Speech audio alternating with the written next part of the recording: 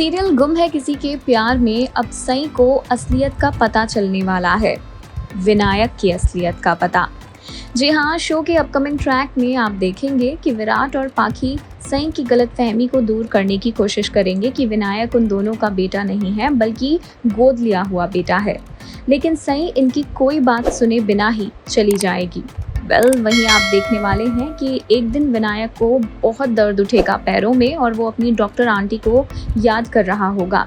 जब घर वाले विनायक को हॉस्पिटल ले जाने की बात कहेंगे तो वो साफ तौर पर कह देगा कि मैं किसी और डॉक्टर से अपना इलाज नहीं करवाऊंगा, मैं सिर्फ और सिर्फ डॉक्टर आंटी से ही अपना इलाज करवाना चाहता हूँ। और तब जाकर विराट और पाखी मजबूर होके सई को चवन निवास लेकर आएंगे, जहां सई के सामने विनायक की असलियत का राज खुलेगा। जब पाखी और विराट विनायक के बारे में सई को बताएंगे कि वो गोद लिया हुआ बेटा है तो सई बहुत हैरान रह जाएगी और सोचेगी कि उसने खामोखा ही विराट और पाखी के रिश्ते को गलत समझ लिया था। वहीं दूसरी तरफ अब सई पहुंचने वाली है उस अनाथालय में जहां से विनायक को गोद लिया गया है। इसी अनाथालय में अब पाखी से जुड़ा एक बड़ा राज सई के सामने आने वाला है।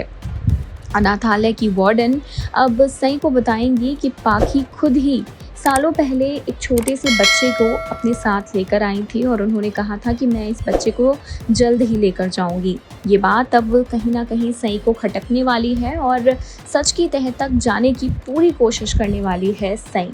अब अगर विनायक की असलियत का, उसकी असली पहचान का पता लगाना है तो उसका सिर्फ और सिर्फ एक ही रास्ता है और वो है डीएनए टेस्ट।